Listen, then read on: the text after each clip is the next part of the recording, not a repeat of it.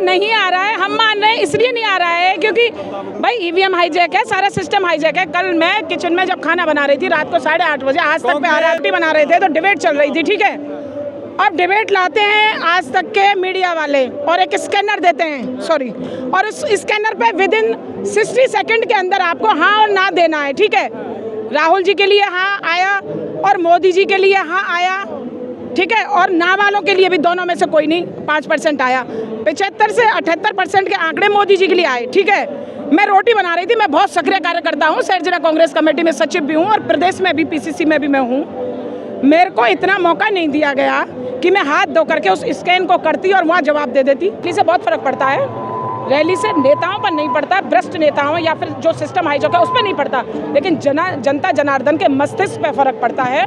और कहीं ना कहीं राजनीति से जुड़ा हुआ व्यक्ति ये भी सोचने के लिए मजबूर हो जाता है कि जब इस तरह की सड़कों पे पब्लिक अब आने लगी है तो फिर वोट कहाँ जाता है कांग्रेस।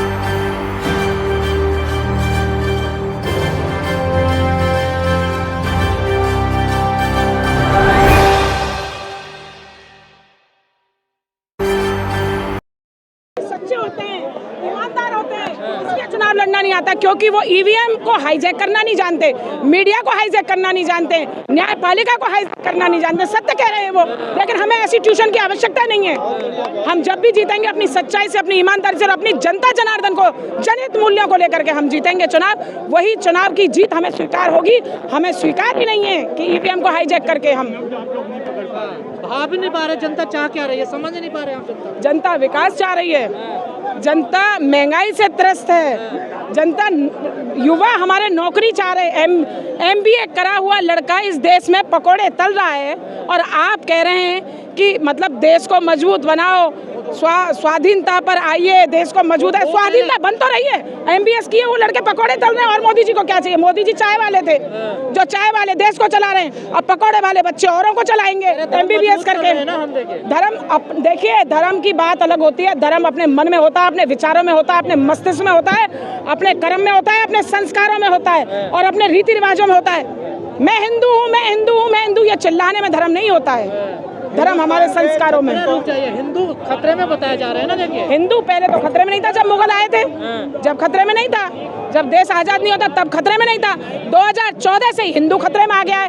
और एक बात मैं आपको बता दूं, इस देश में ये धर्म को और हिंदू को लेकर के जो बहस छिड़ी है 2014 के मोदी के आने के बाद ही ये बहस छिड़ी है। आप इस बात को तयशुदा मानिएगा, अपनी मीडिया खगालिएगा। 2014 से पहले कोई हिंदूवाद नहीं था इस देश में। क्या हिंदू खतरे में? हिंदू आज भी जी रहा है। काट है आपके पास कोई इस मुद्दे की? काट है ना, बोल तो रहे हैं हम काट, और क्या बोलें। ये हिंदू हिंदू चलाने, ओपन डिबेट्स में कई बार चैनल्स में कर चुकी हूँ। बीजेपी वालों पर जब कुछ बोलना नहीं आता है तो वो सिर्फ एक बात बोलते हैं, सिर्फ एक बात बोलते हैं, वो जय श्री राम, जय श्री राम। अरे भाई, श्री राम तुम्हारा है क्या? मैडम 1 सेकंड इसमें एक सवाल मेरा मैं भी देना चाहूँगा आपको। मैडम, कंडीशन आपकी पार्टी में कहीं ना कहीं आपसी की स्थान, इस बात को भी मानेंगे कहीं ना कहीं आपसी विपक्ष भाजपा नहीं, आप लोग स्वयं भी जिम्मेवार है कहीं ना कहीं पर। और वहाँ पर ये साथ में ये भी आता है कि आपकी पार्टी में जिस भी स्टेट में देखे, वहाँ पर हर स्टेट में अगर बात करें आज की तारीख में, लोकसभा अध्यक्ष के लिए आप लोग विरोध करते हैं। लोकसभा अध्यक्ष को चुनाव हराने के लिए प्रहलाद गुंजल को टिकट दिया गया था राजस्थान कोटा से, और मात्र 20-25 हजार वोटों से चुनाव लूज किया उन्होंने। एक सेकंड पार्टी के शांतिलाल धारीवाल जो UDH मंत्री थे राजस्थान में, उन्होंने कहा कौन पार्टी कौन आला कमान, और उसे 2023 में टिकट दे दिया गया। अशोक गहलोत के खास विधायकों में रहते हैं जिन्होंने आला कमान देश में, जिन्होंने आला कमान की परिभाषा अलग सेट की, वैसे लोगों को वापस टिकट देने की जरूरत थी नहीं। देखिए, मेरी बात सुनिए, धारीवाल जी की बात सुनिए। अब धारीवाल जी की बात आई है तो मैं आपको एक बात बोलूंगी। धारीवाल जी कोटा उत्तर विधानसभा से आते हैं, आप उनको उनके विकास कार्यों के कारण टिकट मिला था। आप जाकर के देख करके आइए, कोटा की भौगोलिक स्थिति पर उन्होंने कोटा को परिदृश्य बदल दिया, आधुनिक कोटा बना दिया, उनको टिकट मिलना तय था। ये कोई क्रिटिसिज्म उनकी नहीं कर सकता। दूसरी चीज आप सुनिए, प्रहलाद गुंजल जी की आपने बात करी, उनको प्रशासन के द्वारा गलत आंकड़े पेश करके हराया गया है। वो हारा हुआ बंदा नहीं है, मैं दावे के साथ कह रही हूँ। कहाँ से गायब है? कहाँ से गायब है?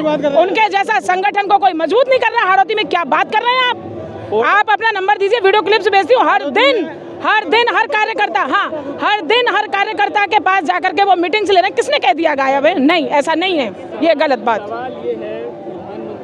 मंत्री जी लगातार ये सवाल कर रहे हैं कि कांग्रेस से चुनाव नहीं लड़ रहा है। नहीं आ रहा है, नहीं आ रहा है। हम मान रहे हैं इसलिए नहीं आ रहा है क्योंकि भाई ईवीएम हाईजैक है, सारा सिस्टम हाईजैक है। कल मैं किचन में जब खाना बना रही थी रात को 8:30 बजे, आज तक पे आ रहा था। जिंदाबाद कांग्रेस पार्टी जिंदाबाद। सामने से जाके बनवाओ, सामने से आप बोलो मैडम। मैं क्या कह रही हूँ, जब हम रोटी बना रहे थे, अरे रुकिए, जब हम रोटी बना रहे थे तो डिबेट चल रही थी, ठीक है। अब डिबेट लाते हैं आज तक के मीडिया वाले और एक स्कैनर देते हैं, सॉरी, और उस स्कैनर पे विदिन 60 सेकंड के अंदर आपको हाँ और ना देना है, ठीक है।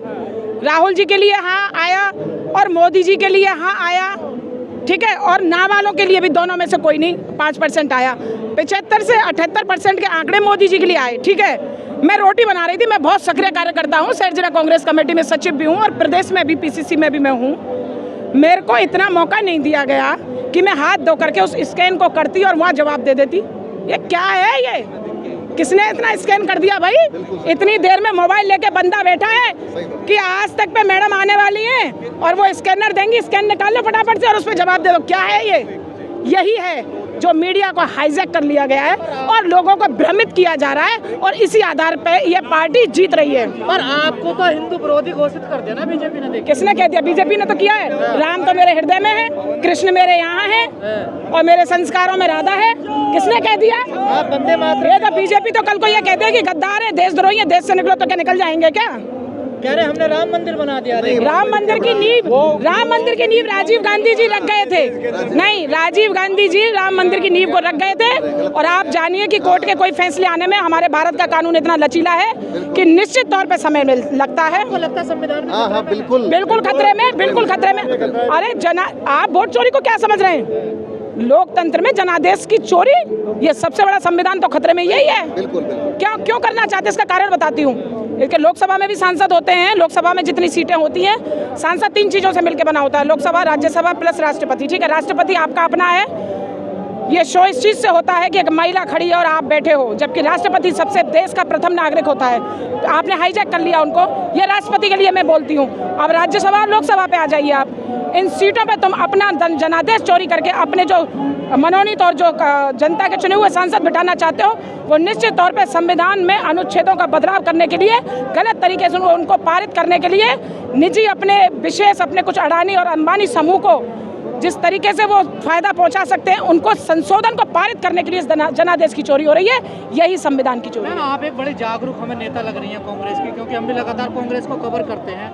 क्या कांग्रेस जब सामाजिक न्याय की बात राहुल गांधी कर रहे थे संविधान की, उसका रिजल्ट भी आपको 2024 में मिला, 99 आपके सांसद आए, अचानक से आप फिर ने मुद्दा क्यों पलट दिया? रिजल्ट कैसे बोल रहे हो? ये आप फिर ने मुद्दा जनादेश नहीं, कौन सा मुद्दा पलटा? कौन सा मुद्दा पलटा? सामाजिक न्याय की बात तो राहुल जी क्या कर रहे हैं? सुनिए, राहुल जी क्या कर रहे हैं? ये तो पंचायती राज के थ्रू हमारे राजीव गांधी जी कर गए थे। महिलाओं को 33% आरक्षण किसने पहल करी थी? आज मैं यहाँ मीडिया के सामने बोल रही हूँ ना, ये मोदी या इस देश की या संविधान उसकी देन नहीं है। ये राजीव गांधी द्वारा पंचायती राज में 33% लागू करने की जब महिलाओं की बात रखी थी, उसकी देन है कि आज मैं आप सब मीडिया के सामने बोल रही हूँ। ये कांग्रेस की देन है। तो आप क्यों ये बातें आप क्यों नहीं हो रही जैसे पहले राहुल गांधी कर रहे थे, सबसे जवाब पूछ रहे थे? अब कैसे होंगी? तुम्हारे मीडिया वाले स्कैन दिखा देते हैं, स्कैन कीजिए। बातें कहाँ से होंगी भाई साहब? आपको भी बदलना होगा, हमें भी बदलना होगा। आने वाली पीढ़ियां जो है वो नस्लें हमें और आपको माफ नहीं करेंगी, ये बात याद रखना। 2050 के बाद जिस तरीके से इन्होंने धर्म में और उसने जातियों में इन्होंने देश को बांटा है, इस देश में सांप्रदायिक दंगे तय हैं। और मैं कहती हूँ कोई अतिशयोक्ति नहीं होगी इस बात को कहने में कि 2005 के 50 के बाद ये इस हिंदुस्तान के 2 टुकड़े ना कर दे नरेंद्र मोदी और ये बीजेपी और आरएसएस और मनुवादी लोग। तो आप कहिएगा, वोट चोरी इतने बड़े पैमाने पर हो रही तो आप लोग बहिष्कार क्यों नहीं कर रहे चुनाव का? बहिष्कार कैसे करें? तुम्हारे न्यायपालिका वाले बैठे, वो पकड़ लिए इन्होंने सुप्रीम कोर्ट। धनखड़ जी को देखो ना, आज तक पता ही नहीं चलने दिया, कहाँ गायब कर दिया। जो आदमी सच बोलता है वो गायब हो जाता है। वो तो चाहते ही हैं कि और कहीं ऐसा ज्यादा मुझे भी मत दिखा देना मोदी जी के निशाने पे मैं भी गायब हो जाऊं। भाई मेरा भी घर परिवार है। आज की रैली से क्या फर्क पड़ेगा? देखिए, रैली से बहुत फर्क पड़ता है। रैली से नेताओं पर नहीं पड़ता, भ्रष्ट नेताओं या फिर जो सिस्टम हाईजैक है उस पर नहीं पड़ता, लेकिन जनता जनार्दन के मस्तिष्क पे फर्क पड़ता है। और कहीं ना कहीं राजनीति से जुड़ा हुआ व्यक्ति ये भी सोचने के लिए मजबूर हो जाता है कि जब इस तरह की सड़कों पे पब्लिक अब आने लगी है तो फिर वोट कहाँ जाता है? निश्चित तौर पे हम कांग्रेसी हैं। इनको आधे कांग्रेसी मानिएगा आप, क्योंकि आधे लोग तो आप ये मानिए कि मौसम के खराब व्यवधान की वजह से नहीं आ पाए, तो फिर लोग सोचेंगे नहीं कि जब कांग्रेसी इतने आ सकते हैं, इनको 50% मानिए, तो इनके वोट कहाँ जा रहे हैं। निश्चित तौर पे अगर कोई देखिए विश्लेषण करने वाला पढ़ा लिखा व्यक्ति होगा तो उसके मनोमस्तिष्क पर जरूर फर्क पड़ेगा। आपने नफरत की बात करी, नफरत कैसे निकलेगी लोगों के बीच में जो एक नफरत फैल गई है एक दूसरे के प्रति? नफरत ऐसे निकलेगी, इनको ये जो हिंदुत्व हिंदुत्व हिंदुत्व हिंदू मुसलमान सांप्रदायिक दंगे में इसको बांट रहे हैं, नहीं, हिंदू मुस्लिम सिख ईसाई आपस में है भाई, एक ही नारा भाईचारा। ये उन्होंने कुटारघात हमला किया है इस देश की धर्म की एक सबसे जो कहते हैं ना मार्मिक पक्ष जो होता है वो धर्म का ही होता है। इस पर इन्होंने जो कुटारघात किया ये अच्छा नहीं किया। आखिरी सवाल आपसे, ये जो साधु संत आजकल महिलाओं को बड़ा टारगेट कर रहे हैं, कोई मनोरंजन का साधन बता रहा, कोई 25 साल में ये करती है वो करती है, इन बाबाओं को क्या कहना आपका? अब बाबाओं की तो जब कहें जब तुम्हारे बीजेपी वाले महिलाओं को छोड़ें। बीजेपी में महिलाओं का शोषण होता है, कांग्रेस में पोषण होता है, ये तो मेरा खुद का नारा है। क्या बात कर रहे हो आप? नहीं, इन बाबाओं से कैसे बचना है? अब बाबाओं से कैसे बचेंगे? बाबा भी कि ये इन्हीं की सप्लाई सिस्टम है। बाबा भी क्या है? हिंदू है वो बाबा, हिंदुत्व का प्रचार कर रहे हैं, इन्हीं की सप्लाई सिस्टम है और क्या है।